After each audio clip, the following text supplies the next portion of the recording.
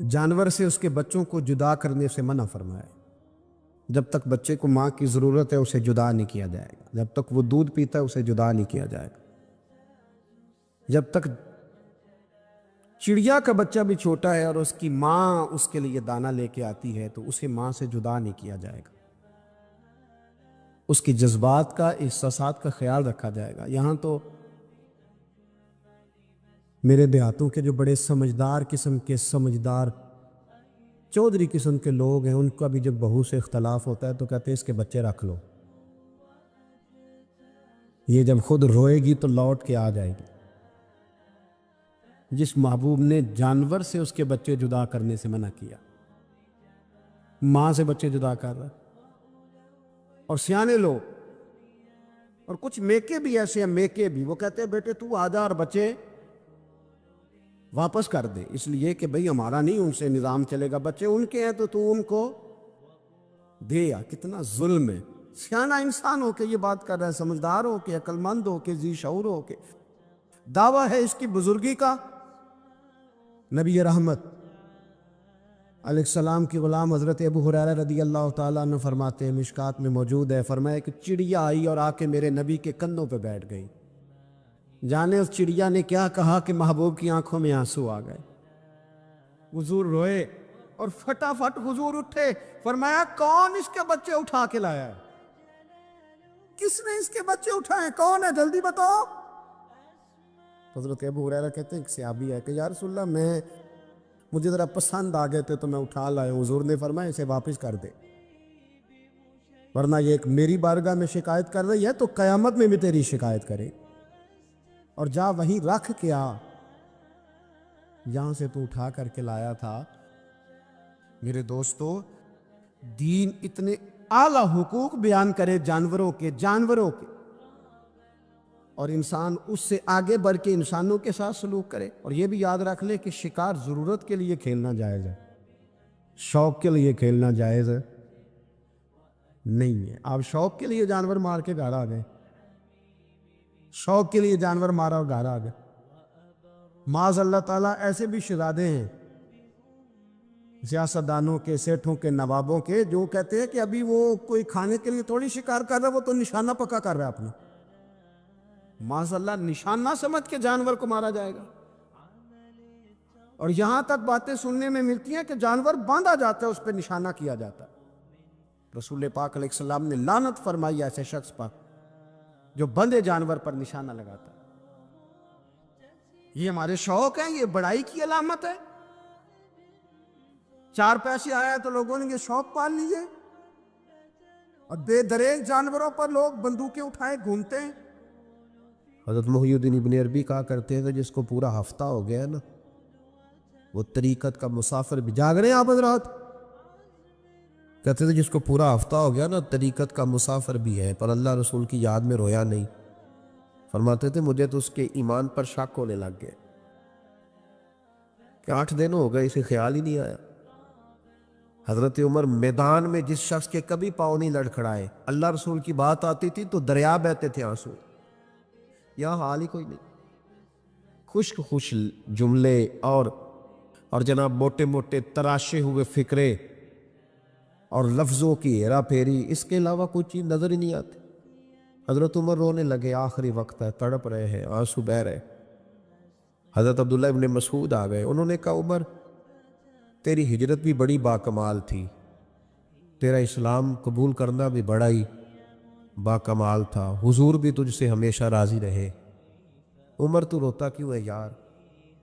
بات تو یہ ہے کہ جب تو نے خلافت سنبھالی تو پھر تیرے طریقے بھی باکمال ہی تھے، اور جب تو میدان میں اترتا تو پھر بھی تیرے معاملات باکمال تھے، اور جب تو مال غنیمت بانٹتا تھا پھر بھی تو باکمال۔ یار ہر موقع پہ تو باکمال تھا تو جاتے دفعہ روتا کیوں ہے؟ ان کا استغفار دیکھو، ان کی توبہ دیکھو۔ حضرت عمر پھر رو پڑے، کہنے لگے عبداللہ لوگوں کو میری نیکیوں کا پتہ ہے، گناہوں کا تو نہیں نا پتہ۔ وہ تو میں جانتا ہوں یا میرا مالک جانتا ہے نا، نیکیاں تو سب کے سامنے، پر من دانم جو اندر چھپے ہوئے گناہوں کے ڈھیر ہیں وہ تو میں جانتا ہوں۔ تو نے میرے کلمہ پڑھنے سے لے کر میری حکومت تک میری ساری نیکیاں گنوائی ہیں، اب دعا کر میرے لیے، کہ رب میری نیکیاں اور بدیاں برابر برابر کر دے، مجھے درجہ نہیں چاہیے، بس اللہ مجھے معاف کر دے۔ درجوں کی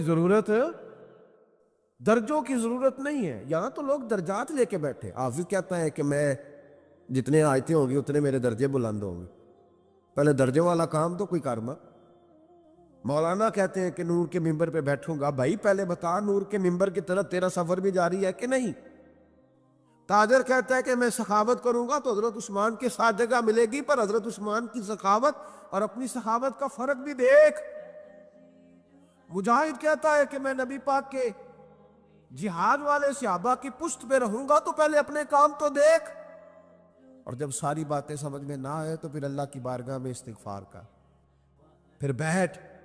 بڑے لوگ استغفار کرتے، معافی چاہتے، اور یہ استغفار پھر اتنا کرم کرتا، اتنی آسانی کرتا، اس قدر بہتری کرتا کہ وہ مانگ تو اپنے گناہوں کی معافی رہے ہوتے تھے اور اللہ رحمتوں کے دروازے کھول دیتا تھا۔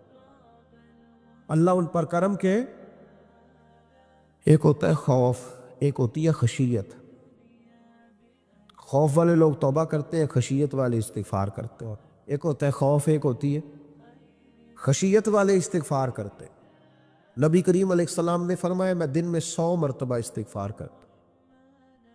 دن میں توبہ والا کہتا ہے کہ میں بھول گیا تھا، مجھے معافی مل جائے، اور خشیت والا کہتا ہے میرا یار ناراض نہ ہو جائے، وہ استغفار ہی کرتا رہتا ہے، وہ معافی ماں۔ حضرت رومی نے مثال دی ہے، فرماتے ایک عورت تھی تو بھیک مانگا کرتی تھی۔ ایک دن بادشاہ کے دروازے پہ بھیک مانگنے گئی تو بادشاہ کو پسند آ گئی، اس نے نکاح کر لیا۔ 20 کنیزائیں اس بی بی کے پاس تھی خدمت کرنے کے لیے، روٹی دینے کے لیے، کپڑا دینے کے لیے، لیکن وہ ہر وقت روتی رہتی تھی، ہر وقت روتی۔ ایک سمجھدار کنیز کہنے لگی کہ ملکہ اب تیرا درجہ بہت بڑا ہے، تو ہر وقت روتی رہتی ہے، معافیاں ہی مانگتی رہتی ہے ہر وقت، کون سی ایسی نعمت ہے جو تیرے پاس نہیں؟ تو وہ کہنے لگی اس لیے تو روتی ہوں۔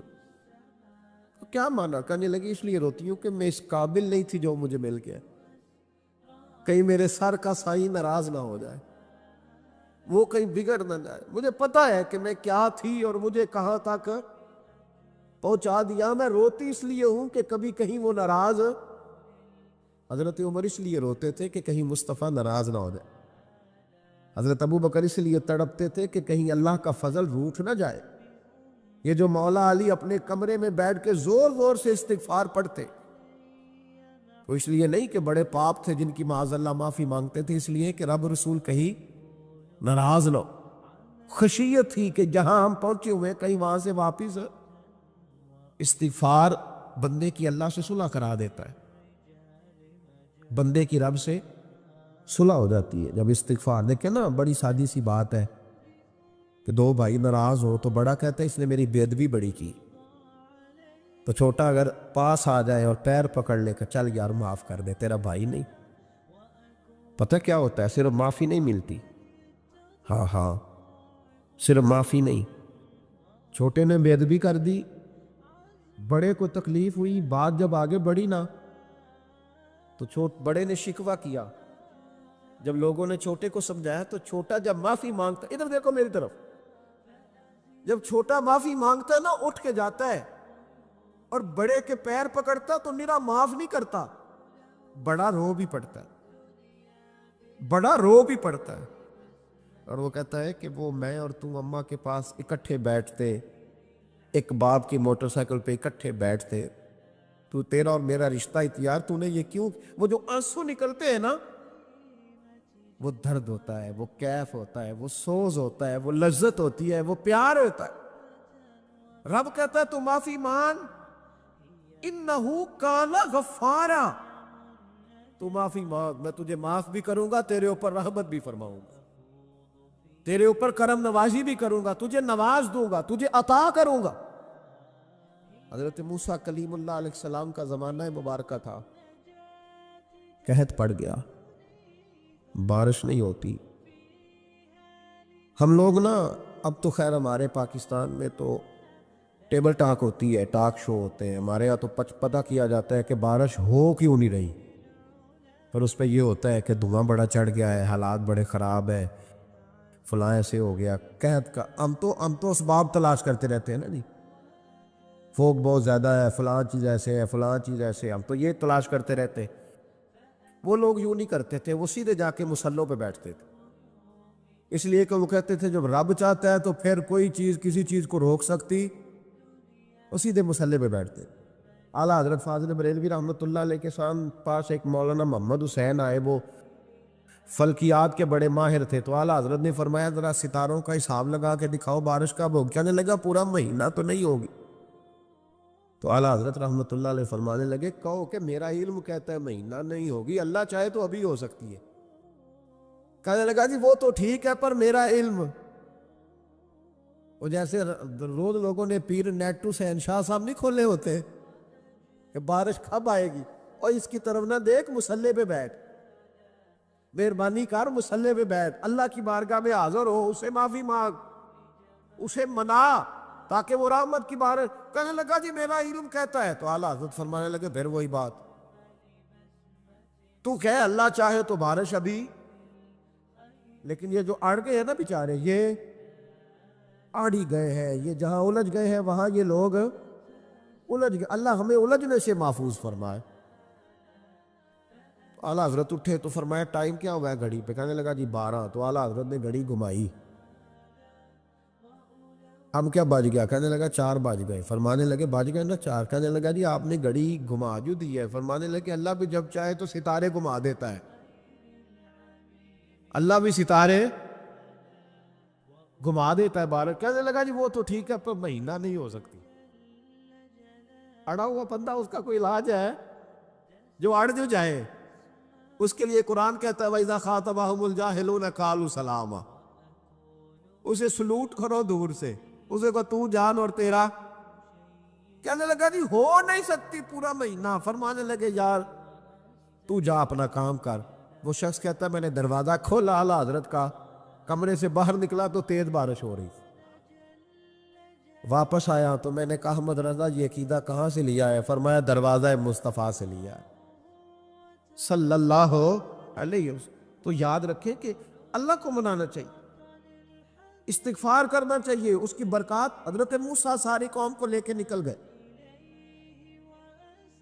آؤ بھائی میدان میں اللہ کی بارگاہ میں استغفار کریں اور بارش کا سوال کریں، بارش مانگے۔ جب باہر نکلے دیر تک دعائیں ہوتی رہیں، تو حضرت موسیٰ علیہ السلام کو رب کریم نے وحی فرمائی کہ موسیٰ آپ کی قوم میں نے ایک شخص ہے جس کو 40 سال ہو گئے نافرمانی کرتے، اس نے رب سے صلح نہیں کی۔ کتنے لوگ ہیں؟ ایک، اور 40 سال سے وہ نافرمان ہے، اس کو مجمع سے نکال دو بارش ہو جائے گی۔ اگر ایک گناہگار کی وجہ سے بارش رک جاتی ہے اور جہاں دروازے کھلے ہوئے ہوں، جہاں تنہائیاں خوفناک ہو، اور جہاں تباہی اتری ہوئی ہو، اور جہاں لوگ کروڑوں روپیہ مال ہڑپ کر گئے ہوں، اور جہاں علماء کو ہتھ کڑیاں لگا کے ٹھنڈی زمینوں پہ لٹا دیا جائے اور قوم کہہ رہی ہو اچھا ہوا اچھا ہوا، اور لوگ پھبتیاں اڑا رہے ہو، مذاق کر رہے ہو، تو پھر اس قوم پہ کس طرح کر کے فضل الہی۔ اور یہ مولوی کا معاملہ نہیں، یہ تو ممبر رسول کا معاملہ ہے۔ میرے مصطفیٰ نے یہ نہیں کہا پیر میرا وارث ہے، حضور نے فرمایا عالم میرے دین کے وارث ہے۔ ہاں حضور نے فرمایا جس نے عالم کے چہرے کا دیدار کیا سمجھے میں نے اپنے نبی کی زیارت کی ہے۔ لیکن یہاں تو خیر یہ عنوان نہیں، ورنہ میں اس پر جاتا۔ ہائے، تو کہا ایک بندہ ہے 40 سال سے اللہ کی نافرمانی کر رہا ہے، وہ اگر نکل جائے تو بارش ہو جائے گی۔ حضرت موسیٰ نے اعلان کر دیا بھی ایک شخص ہے، وہ اگر نکل جائے تو بارش ہو جائے گی۔ پتہ تو ہوتا ہے نا سب کو، مجھے بھی پتہ ہے کہ میں اندر سے کیسا ہوں، اور آپ کو بھی خبر تو ہوتی ہے نا جی۔ جب بات ہو رہی ہوتی ہے تو پھر پتہ تو چلتا ہے نا کہ بات کہاں جا کے سیٹ ہو رہی ہے، پتہ چلتا ہے نا۔ اسے بھی چل گیا پتہ، اب اندر ہی اندر رونے لگا۔ اور دیکھو امام راضی اور امام غزالی دونوں نے لکھا ہے کہ اس درد سے رویا، اس درد سے کہ ادھر والے کو بھی پتہ نہ چل جائے، مجمع کے اندر کھڑا ہے اور ادھر والے کو بھی استغفار دیکھو، ادھر والے کو بھی پتہ نہ چل جائے اور ادھر والے کو بھی کہیں ہجوم میں غم میں بھی توہین ضبط غم نہ ہوئی۔ ہم اس احتیاط سے روئے کہ آنکھ نم نہ ہوئی، ہجوم میں غم نے بھی توہین ضبط غم نہ ہوئی۔ ہم اس احتیاط سے روئے کہ آنکھ نم نہ ہوئی، روئے بھی پر کسی کو آنسو نہیں دیکھنے دیے۔ اب اس درد سے کہتا ہے اللہ تو معاف کرنے والا ہے نا، تو معاف کرتا ہے، پردہ پوشی کرتا ہے، اور مالک اگر لوگوں کو پتہ چل گیا تو میرے تو بچوں کا بھی جینا حرام کر دے، یا اللہ میری تو آنے والی نسل بھی تڑپ کے وقت گزارے گی۔ مالک تو معاف کر دیا کرتا ہے، لوگ نہیں معاف کرتے۔ اے اللہ یہ میری خوبیاں بھول جائیں گے، میری خامیوں پر بات، مالک میں یہ ذلت نہیں برداشت کر سکتا، فضل فرما۔ حضرت موسیٰ نے دوبارہ اعلان کیا، نکلتے ہو کہ نہیں نکلتے؟ پھر تڑپا، خداوندا مجھے بے آبرو نہ کر، یہ ذلت اور رسوائیاں یہ نہیں برداشت ہوتی، اللہ درگزر حضرت موسیٰ نے تیسرا اعلان کیا، نکلتا ہے یا میں پھر اس کا نام لوں؟ اللہ سے پوچھ کے نام لوں اس کا، بتاؤ کون ہے؟ اب تو تڑپ گیا، کہنے لگا مالک میں تیری بارگاہ میں استغفار کرتا ہوں، آئندہ نہیں کرتا، آئندہ نہیں کرتا۔ یہ لفظ ادا کیے، بندہ کوئی بھی نہیں نکلا، رب کریم نے بارش عطا کر دی، تیز بارش جب برسی نا، تیز بارش، لوگ تو مین دیکھ کے دوڑ گئے، تو حضرت موسیٰ کہنے لگے یا اللہ مجھے بھی تو بتا، تو نے کہا تھا کہ جب تک بندہ نہیں نکلتا بارش نہیں ہوگی، تو نکلا کوئی بھی نہیں، بارش ہو گئی، ماجرا کیا ہے؟ تو رب کریم نے فرمایا موسیٰ بس اس نے مجھ سے صلح کر لی، اس نے مجھ سے صلح کر لی۔ اور امام غزالی نے لفظ لکھے، حضرت موسیٰ نے پوچھا، حالانکہ اللہ اپنے نبیوں کو غیب کے خزانے دیتا ہے، پوچھا کہ اللہ مجھے اس کا نام بتا دے، تو رب کریم نے فرمایا موسیٰ جب گناہ گار تھا تب نہیں کسی کو بتایا، جب پاپی تھا تب نہیں بتایا، جب مجرم تھا تب نہیں بتایا، اب کیسے بتا دوں؟ فرمایا اس کی میری صلح ہو گئی ہے، اور فرمایا جو بارش نہیں نہ ہو رہی تھی وہ بھی اس کی وجہ سے نہیں ہو رہی تھی، اب جو ہوئی ہے نا تو یہ بھی اسی کی وجہ سے ہوئی ہے، یہ بارش اب جو ہوئی ہے تو یہ بھی یہ اس گناہگار کے سبب سے اپنی راتیں اللہ کے ساتھ گزارے۔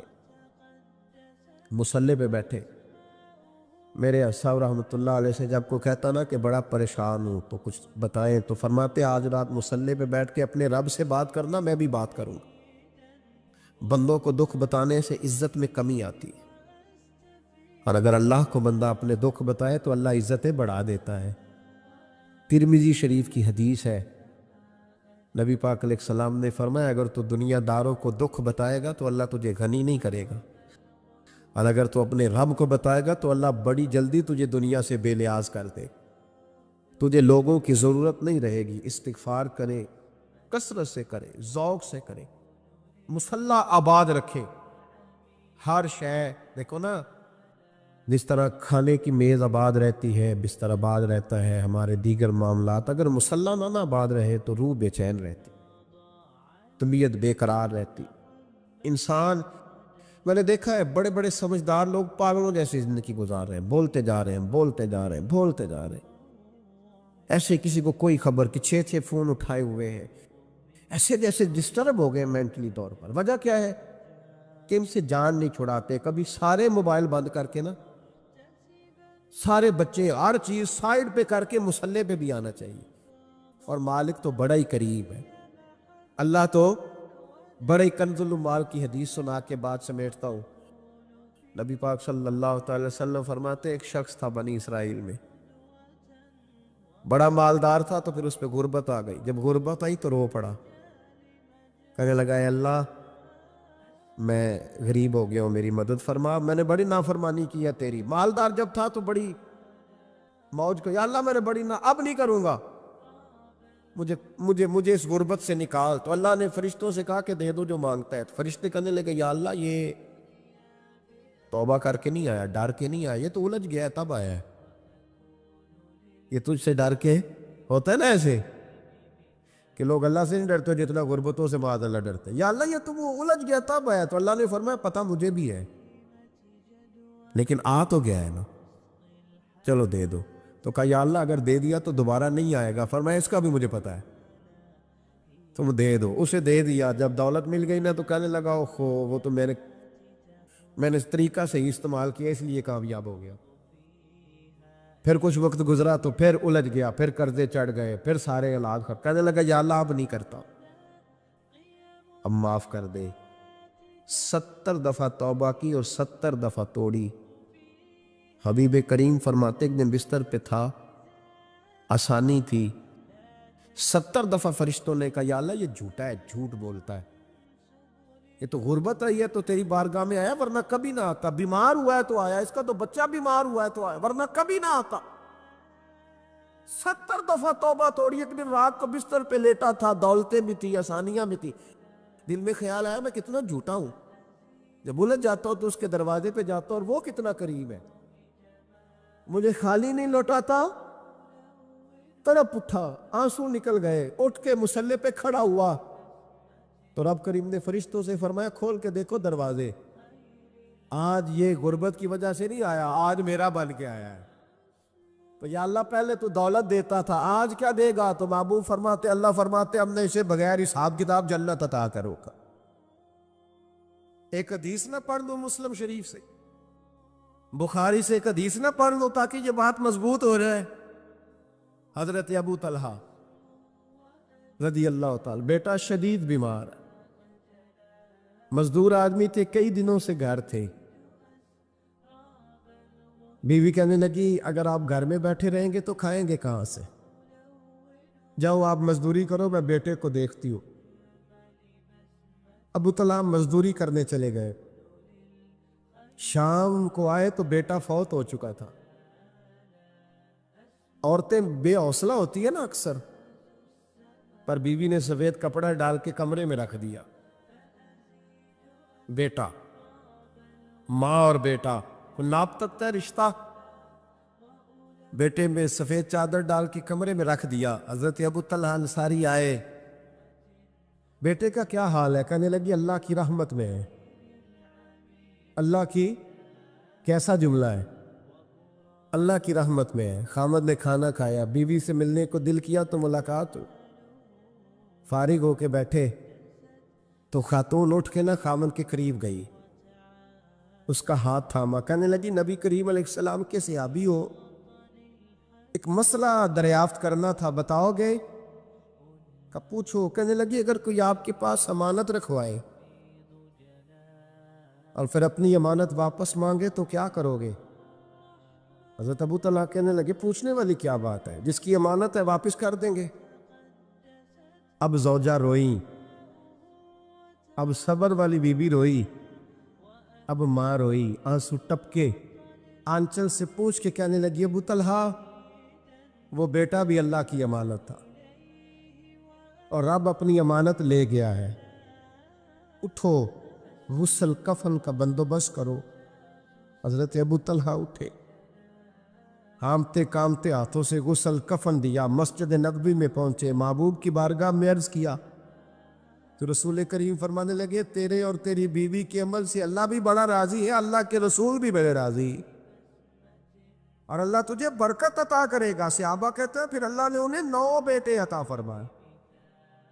پھر اللہ نے انہیں اللہ کی رضا پہ راضی رہنا سیکھو, اللہ کے قریب چلے جاؤ گے, اللہ کی رضا پہ. حضرت سفیان ثوری دعا مانگ رہے تھے یا اللہ راضی ہو جا, یا اللہ راضی ہو جا, یا اللہ راضی ہو جا, دعا مانگ رہے تھے. بی بی رابعہ بصری پردے کے پیچھے بیٹھی تھی, جب دعا لمبی ہو گئی تو کہنے لگی سفیان بس کر, کوئی اگلا لفظ بھی بول, بس کر. آپ فرمانے لگے تجھے کیا ہوا؟ تو کہنے لگی تو کب سے کہہ رہا یا اللہ راضی ہو جا, یا اللہ راضی ہو جا, پہلے اپنے دل پہ ہاتھ رکھ کے بتا تو اللہ سے راضی ہے؟ تو راضی ہے اللہ سے؟ تو روز نہیں کہتا پیسے نہیں ہے میرے پاس مجھے دے, تو روز نہیں کہتا یا اللہ فلانی چیز کوئی نہیں دے, اے اللہ فلاں کو دے دیا مجھے کیوں نہیں دیتا معاذ اللہ, تو روز شکوے نہیں کرتا؟ فرمایا پہلے تو راضی ہو جا. ترمذی شریف کی حدیث ہے میرے نبی کریم علیہ السلام نے فرمایا تم اللہ کے دیے ہوئے تھوڑے رزق پہ راضی ہو جاؤ, اللہ تمہاری تھوڑی عبادت سے راضی ہو جائے. دیکھیں نا امام حسین کا آخری جملہ کیا ہے میدان کربلا, آخری جملہ کیا ہے؟ میں 5000 مسجد دے کے کہتا ہوں دیا نہیں میں نے, اللہ بڑا راضی ہے مجھ سے, 5 نمازیں پوری نہیں پڑھتا. امام علی مقام نے نا دل, کلیجہ, جان, اولاد, ہر چیز نکال کے رکھ دی, تو آخری جملہ یہ تھا اے اللہ بتا تو حسین سے راضی ہے کہ ناراض ہے؟ اللہ تو راضی ہے کہ ناراض ہے؟ بھائی پہلی بات رحمت الہی, دوسرا اللہ کی رضا پہ. یعنی عجیب بات ہے نا, جب اللہ کروڑوں دے تو دنیا چھپاتی ہے, اور جب تھوڑا کاروبار ٹھنڈا ہو جائے تو ساری دنیا کو دنیا بتاتی ہے. تو جب میں تو کہہ رہا ہوں کہ میں بندہ ڈھونڈ رہا ہوں جو مجھے ملے, آ کے کہے کہ شکر کا طریقہ بتاؤ, تو مل ہی نہیں رہا. کو ملے جو کہے بڑی خیر ہے, ہر لحاظ سے اپنے رب سے راضی ہو, مل ہی نہیں رہی دنیا. تیسری بات, اگر اللہ کے قریب جانا ہے, یہ ان لوگوں کے لیے جو معرفت الہی کے متلاشی ہیں وہ خاص توجہ کریں. اگر رب کریم کے قریب جانا ہے تو پھر ایک ذہن بنائے کہ میرا رب میرے ساتھ ہے, میرا رب میرے, نحنو اقرب الیہ من حبل الورید. اور درویش کہتے ہیں جے میں تینوں اندر جانا تو پھر مقید جانا, جے میں تینوں باہر جانا تے اندر کون سمانا, اندر بھی تو تے باہر بھی تو, وچ بلا کون نمانا. پھر تصور کریں کہ اللہ میرے ساتھ ہے. حضرت جنید بغدادی رحمۃ اللہ علیہ کہتے ہیں میں نے اپنے مرشد سے کہا کوئی وظیفہ جو پڑھا کروں, تو فرمانے لگے جنید پڑھا کر کہ اللہ میرے ساتھ ہے اور اللہ مجھے دیکھ رہا ہے, یہ وظیفہ پڑھا کر. کیمرے لگا دیے ہر جگہ ہماری گورنمنٹ نے, کہتے ہیں کیمروں کی مدد سے پکڑا گیا, کیمروں کی مدد سے مسجدوں کے دروازوں پہ کیمرے, ایئرپورٹوں پہ کیمرے, ریلوے اسٹیشن پہ کیمرے, بڑے بڑے جنرل سٹور پہ کیمرے. نیچے لکھا ہے خبردار کیمرے کی آنکھ آپ کو دیکھ رہی ہے. کیمرے کی آنکھ دیکھے تو لوگ گناہ نہیں کرتے, تو یہ کیوں نہیں سوچتے کہ رب ہمیں دیکھ رہا ہے؟ یہ تصور کیوں نہیں جمتا کہ رب ہمیں. اور اللہ فرماتے ولی من خاف مقام ربہ جنتان, جو اللہ کے سامنے کھڑے ہونے سے ڈر جائے گا نا, اللہ اسے 2 جنتیں عطا فرمائے گا. اللہ اسے ایک دفعہ اگر کوئی ڈر گیا اللہ کے سامنے کھڑے ہونے, کتنی دفعہ بولے تو صحیح. اس پر ہمارے مفسرین نے لکھا ہے کہ کبھی زندگی میں ایسا ہو کہ گناہ پر ہمارا پورا قبضہ ہو گیا ہو, گناہ پورا قابو میں آ گیا, اب کوئی روکنے والا نہیں,